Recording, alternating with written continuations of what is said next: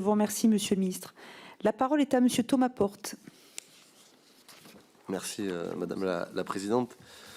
Effectivement, on vous remercie, Monsieur le ministre, d'être là, mais je vais me joindre à mes collègues. On regrette vivement l'absence du ministre Gérald Darmanin qui, souvent, sur ces sujets, prend des positions qui nous paraissent irresponsables au regard du climat politique et qui, aujourd'hui, n'est pas là pour répondre à nos questions, et c'est tout à fait dommage. Vous dites surveiller aujourd'hui celles et ceux qui menacent des élus, qui menacent de passer à l'acte, qui menacent la République. Mon collègue Aurélien Taché a rappelé que sur les 10 attentats déjoués, 7 étaient d'extrême droite. Moi, j'ai quand même un sujet sur la question de la surveillance, puisqu'on a eu différentes affaires qui ont menacé des élus, et notamment le maire de Callac, qui menait un projet pour accueillir un centre de réfugiés, qui a dû abandonner et retirer son projet. Et pourtant, j'avais interpellé à plusieurs reprises le ministre Gérald Darmanin et M. Dupond-Moretti sur des menaces que subissait ce maire-là. Aujourd'hui, il a abandonné le projet parce qu'il n'y a pas eu de réponse de l'État à la hauteur. Et j'ai un sujet plus précis. On a eu, il y a quelques mois, Mediapart qui a révélé, ça a été évoqué tout à l'heure, un certain nombre de militaires qui posaient avec des éléments nazis, qui se revendiquaient ouvertement de cette idéologie-là. Moi, je voudrais savoir aujourd'hui, est-ce qu'il y a eu des sanctions qui ont été prises contre ces militaires-là, où nous en sommes?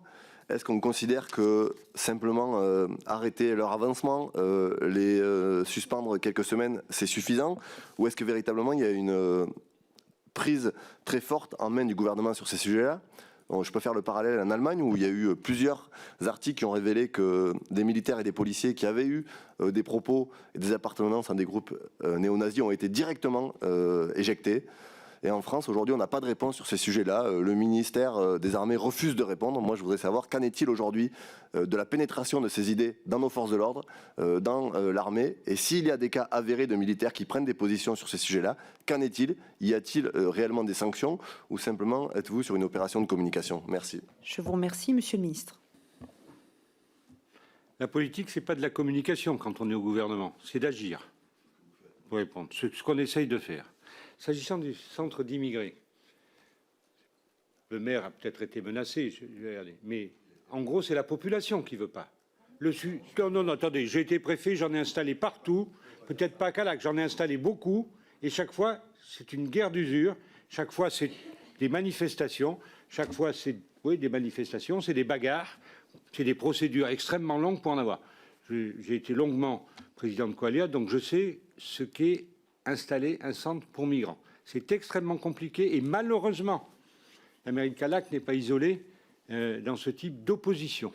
Dans ce type d'opposition, que j'ai cité d'ailleurs comme une des motivations principales des groupes d'extrême droite. Hein. Donc il y en a partout.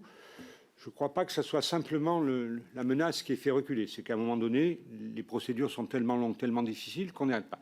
S'agissant des militaires, je crois que c'est la première fois que, devant cette Assemblée, un ministre reconnaît l'existence de ce phénomène. Il reconnaît qu'il est pris en compte. Est-ce que vous pouvez dire que voilà, il est reconnu, pris en compte. Maintenant, la loi est respectée en France. L'inspection de la police nationale est saisie. Est-ce un délit d'avoir une mentalité d'extrême droite, on va dire, hein, et des propos d'extrême droite?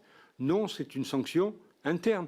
Vous ne pouvez pas condamner des gens, heureusement d'ailleurs, hein, condamner des gens simplement pour leurs propos ou leur apparition sur une photo, même s'ils sont dans la police ou dans l'armée. C'est pas notre République, ça. Je vais vous dire. Alors là, des fois, ça fait pas plaisir, mais qu'ils soient sanctionnés administrativement, oui, qu'ils soient déplacés, oui, et c'est le cas souvent, mais dire, poser une plainte pénale ou les virer de leur métier parce qu'ils ont exprimé une opinion, je ne pense pas que ce soit le type de société auquel nos concitoyens veulent aboutir. En tout cas, ce n'est pas la position du gouvernement. Je vous remercie. La parole est à Monsieur Hubert